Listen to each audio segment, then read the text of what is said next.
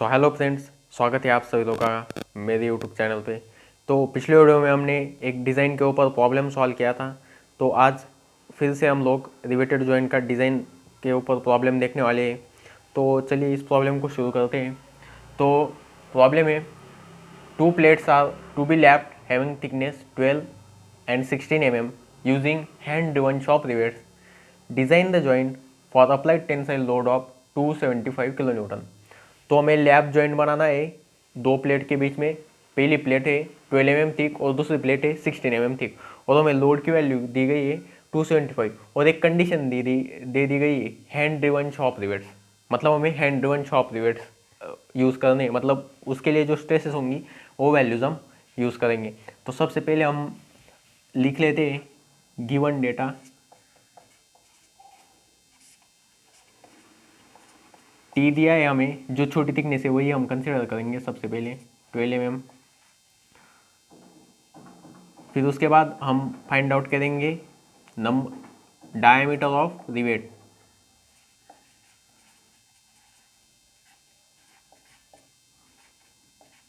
Diameter of rivet is equal to 6.05 root T is equal to 6.05 root 12।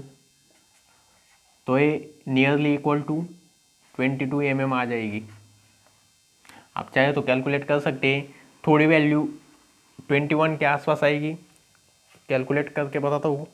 वैसे तो 6.05 multiply by root 12 तो 20.19 value आ रही है। तो आप नियरली इक्वल टू लिख सकते हैं 22 mm। अब हमें कैलकुलेशन में जो यूज़ होता है वो होता है D0, मतलब डायमीटर ऑफ होल। तो हम उसे कैलकुलेट करते हैं, जैसे कि 25 से कम है तो 22 प्लस 1.5 इज इक्वल टू 23.5। तो हमारे पास D0 की वैल्यू आ गई। अब हम रिवेट वैल्यू कैलकुलेट करेंगे। तो सबसे पहले हम कैलकुलेट करते हैं shear strength।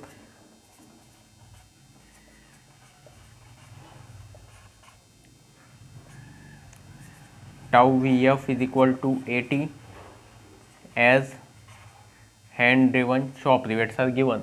हैंड ड्रिवन है और शॉप रिवेट्स है, इसलिए हम 80 लेंगे टाउ वी एफ। अब हम इसकी shear strength कैलकुलेट करते हैं। P S is equal to tau V F multiply by pi by 4 D0 square. अब यहाँ पर हमें नंबर ऑफ शेयर प्लेन जो है वो एक ही है, क्योंकि हमें लैप जॉइंट दिया गया है। मतलब अगर हमारे पास इस प्रकार का जॉइंट है हमारे पास, मतलब ये 12 mm और ये 16 mm की प्लेट, इस प्रकार से हमें लैप जॉइंट दिया गया है। तो हम एक ही शेयर प्लेन कंसिडर करेंगे, जैसे कि यहाँ पर सिर्फ एक ही शेयर प्लेन हो, इसलिए हम एक ही शेयर प्लेन कंसिडर करते हैं। तो यहाँ पे हो जाएगा 80 multiply by pi by 4 23.5 square. तो लिख सकते हैं हम P S equal to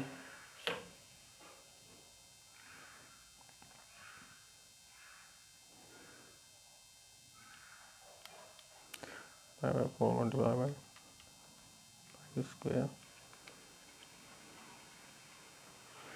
34.69 kilo newton. अब हम शेयरिंग स्ट्रेंथ निकाल ली। अब हम बेयरिंग स्ट्रेंथ निकालेंगे इसके लिए।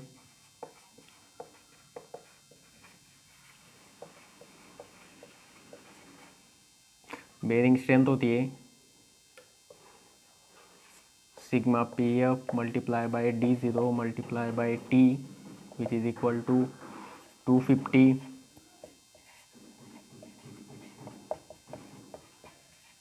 250। हम इसलिए 250 लेंगे क्योंकि हैंड ड्रिवन रिवेट दी गई है, इसलिए हम 250 लेंगे। उसके बाद डी जो है 23.5 multiply by 12।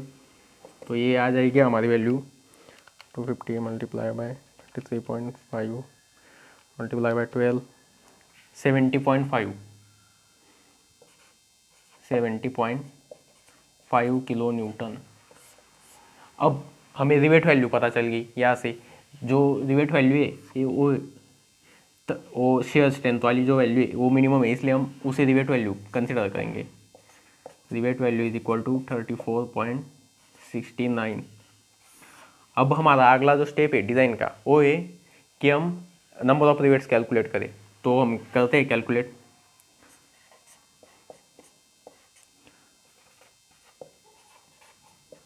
Number of rivets equal to force upon rivet value equal to 275 divided by 34.69 is equal to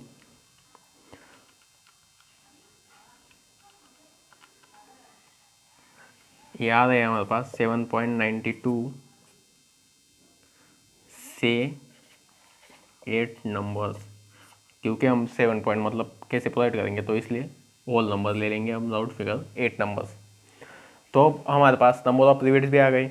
अब हमें इसका अरेंजमेंट करना है। तो अरेंजमेंट करने के लिए हमें पिच रिक्वायर्ड होगा, गेज रिक्वायर्ड होगा।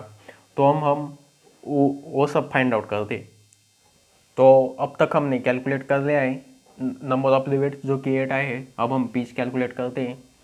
तो ये 5वां पॉइंट है,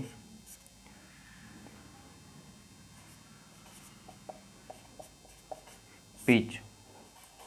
मिनिमम जो पिच होती है वो होती है 2.5 D is equal to 2.5 times diameter which is 22, which gives us 2.5 multiply by 22 जो कि हो रहा है हमारा 55 और मैक्सिमम 32 टी और 300।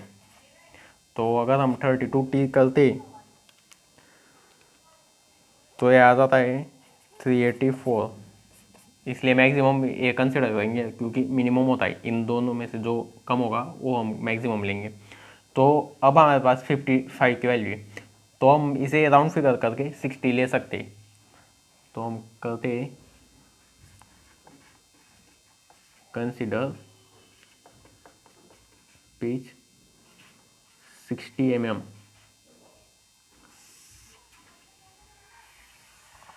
अब हमने पिच निकाल ली। अब हमें चाहिए एज डिस्टेंस और गेज लेंथ। तो पहले हम एज डिस्टेंस निकाल लेते हैं।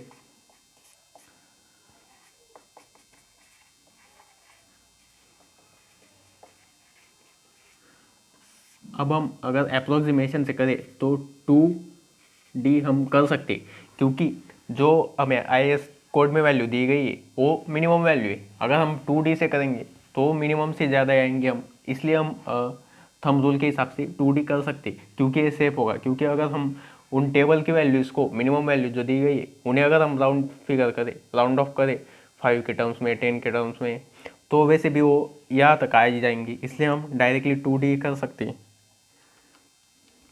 तो ये आ जाएगा हमारा 44 से 45।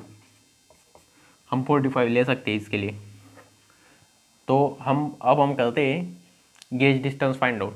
तो सबसे पहले तो मैं एक रफ डायग्राम बता देता हूँ कनेक्शन का, ताकि आपको समझ में आ सके कि गेज डिस्टेंस हम किस तरह से फाइंड आउट करेंगे। तो ये हमारी प्लेट है। अब ये पार्ट छोड़ दीजिए, यहाँ पर एजूम कर लीजिए। हमें प्लेट के डायमेंशन दी नहीं गई, मतलब ये विड्थ हमें पता नहीं है। अब अभी अभी हमने ये गेज डिस्टेंस निकाला है जो कि ये हमारा 45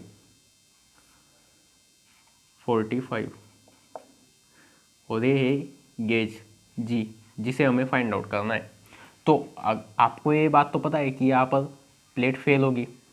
तो हम क्या कर सकते हैं, हम इस सेक्शन के अबाउट इक्विलिब्रियम ले सकते हैं। मतलब जितना force a critical section resist करेगा उतना फोर्स हम ए रख देंगे, क्योंकि अगर इस फोर्स से अगर हम इसकी कैपेसिटी कम करेंगे, मतलब अगर ये कम फोर्स कैरी कर सकता है तो ये फेल हो जाएगा।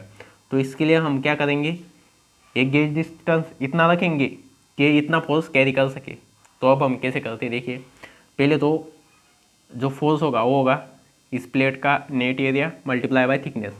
तो अब हम इस प्लेट का नेट एरिया के लिए पहले नेट विड्थ कैलकुलेट करते, तो हो जाएगा G + 2 × 45, क्योंकि देखें जी प्लस 2 इंटू 45, 45 दो बार है, और इसमें से होल माइनस करेंगे हम क्योंकि होल एक्स्ट्रा क्या आ रहे हैं, तो minus 2 into 23.5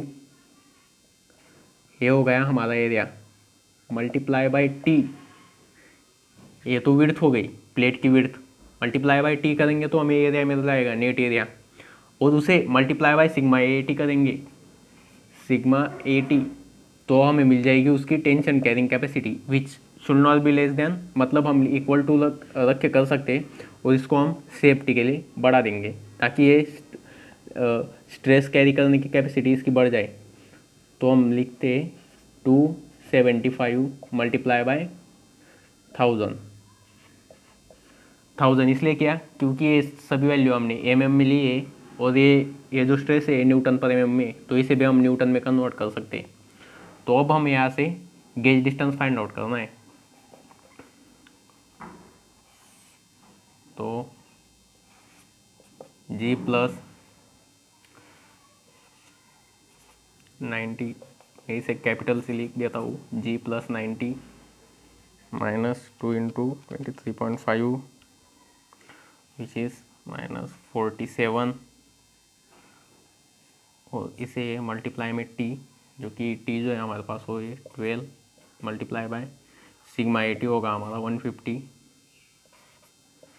sigma 80 is equal to 0.6 F Y which is equal to 150। अगर हम एफ वाई 250 कंसिडर करें तो हमारा सिग्मा 80 150 आ जाएगा। अब multiply by equal to 275 multiply by 1000, तो अगर हम इन दोनों टर्म्स को इधर ले जाएं तो मिल जाएगा g plus 90 minus 47 is equal to, अब इसे भी सॉल्व कर लेते हैं, 90 minus 47 43 equal to 275 multiply by 1000 divide by 12 into 150। इस टर्म को हम इधर ले गए, डिवाइड कर दिया तो हमें मिल गया ये 152.77, तो हमारा जी आ जाएगा यहाँ से, अगर हम इसको इधर ले जाए तो हमारा जी आ जाएगा -43, हमारा जी आ रहा है 109.77। तो अब हम प्रोवाइड करेंगे 1110 mm। तो इस प्रकार से हम गेज डिस्टेंस का कैलकुलेशन कर दे ताकि प्लेट फेल ना हो। अगर आप चेक करोगे अभी प्लेट की कैपेसिटी क्रिटिकल सेक्शन में, तो अब ये फेल नहीं होगी। तो अब हमने and distance, gauge distance, pitch distance सब कुछ कैलकुलेट कर लिया है, तो अब हम इसका ड्राइंग बनाएंगे। तो अब हम इसके लिए ड्राइंग देखते हैं। तो हमें 8 नंबर रिवेट चाहिए, मतलब 8 रिवेट चाहिए। उसके लिए हमने ये सब डिटेल्स निकाल ली है डिज़ाइन करके। पी होगा 60 mm, ई होगा 45 mm, जी जो होगा हमारा होगा 110 mm। तो अब हम इसका ड्राइंग बनाएंगे। हमें गिवन कुछ नहीं है कि मतलब विड्थ क्या है वगैरह, तो विड्थ भी हमने निकाल ली है। अब हम सीधा कनेक्शन की ड्राइंग बनाते हैं।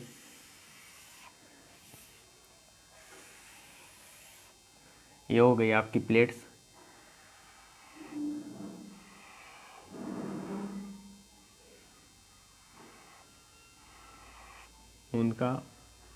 उनके बीच का ओवरलैप,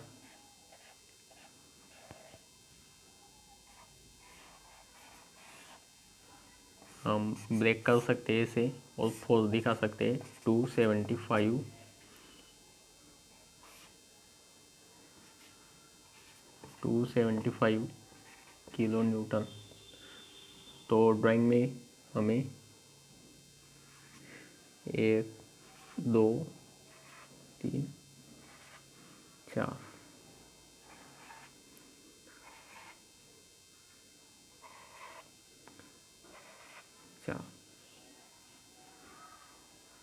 ये बहुत छोटे हो गए।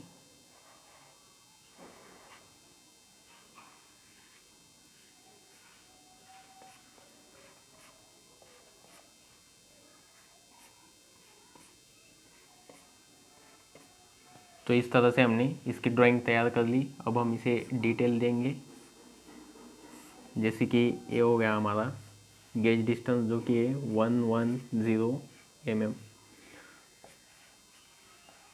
आप नीचे लिख सकते हैं all dimensions are in mm, इस प्रकार से। ये जो है हमारा एंड डिस्टेंस वो है 45 mm, यहाँ पर भी 45 mm इस प्रकार से। और पिच जो कैलकुलेट किया है वो है 60 mm।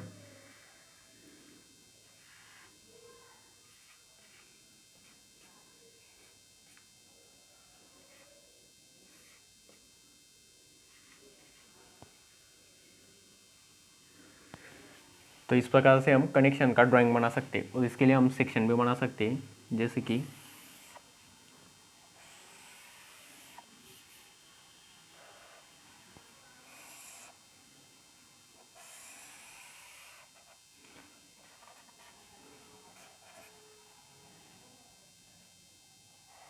यहाँ पे एक आ जाएगा, यहाँ पे एक, यहाँ और एक यहाँ। तो अब हमने यहाँ पर सेक्शन भी बना दिया है इसका। तो यहाँ पर हमें सेक्शन में सिर्फ थिकनेस बता देनी है 12, और ये हो जाएगा आपका जो कि बड़ी वाली प्लेट थी वो थी 16 mm। तो इस प्रकार से हमने इस पूरे प्रॉब्लम को सॉल्व कर लिया है। तो आई होप आप सबको समझा होगा। अगर नहीं समझा तो क्या क्या इम्प्रूवमेंट हो सकती है वो सब आप कमेंट में बताइए। And thank you so much for watching the video. Bye.